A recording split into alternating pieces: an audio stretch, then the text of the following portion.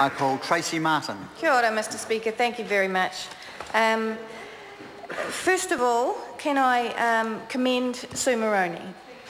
And can I just say that she went above and beyond the call of duty, really, particularly, and I'm referring particularly to a breakfast this morning, above and beyond the call of duty to support New Zealand families. But I also want to say that New Zealand First is not suggesting that the government has not supported New Zealand families. The reality is this government in the last budget did exactly what Mr Naru said. It has extended paid parental leave. And it's a thrill, actually, to hear Mr Woodhouse, and I'm going to see about supping in on that select committee, actually, on this bill in June that's going to be brought to the House with all these other manipulations, mutations of paid parental leave that might better assist New Zealand families.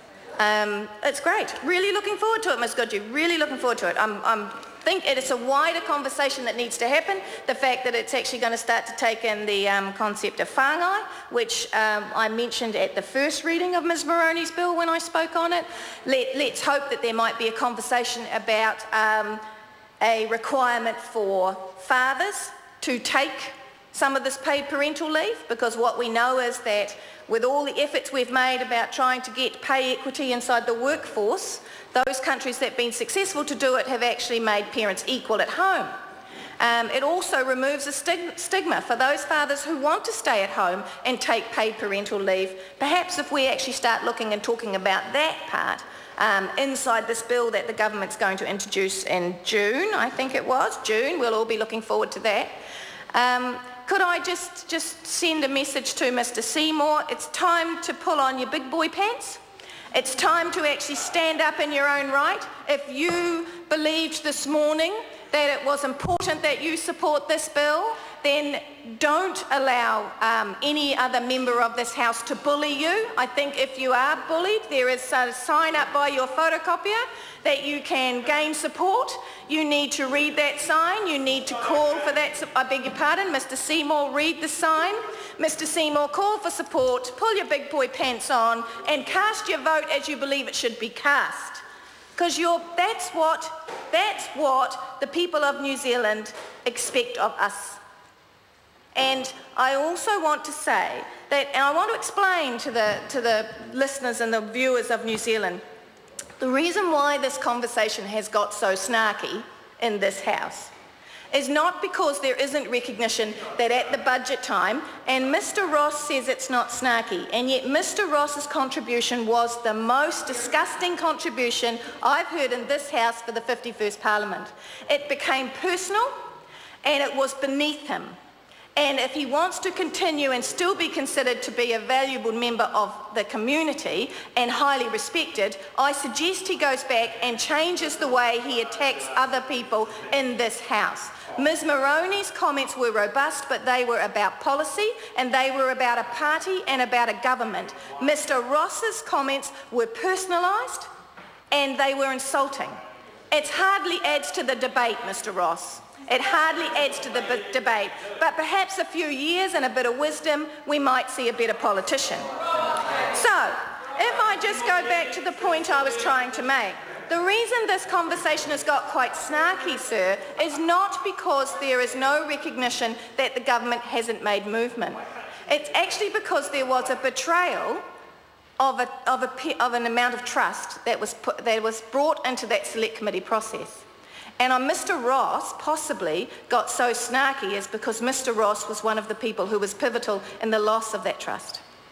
So what I want the New Zealand public to understand is that Ms Moroney believed in this to such a point that she took government members inside the select committee, and I believe the backbenchers need to listen to this, because I believe the backbenchers went out of that select committee with goodwill, with a true commitment to, and understood the people who came and submitted to them and the importance of this bill, and they went back and took all that information, all that support, all that voter information back into their caucus, and their executive decided we've got another way to do this. The executive decided we're going to make sure that Sue Moroney doesn't get any credit for this. We're going to make sure that we can use this against the Labour Party at the next election and gain those votes from those voters. And they did it very well. They've done it several times actually, usually in chunks of about $10 million.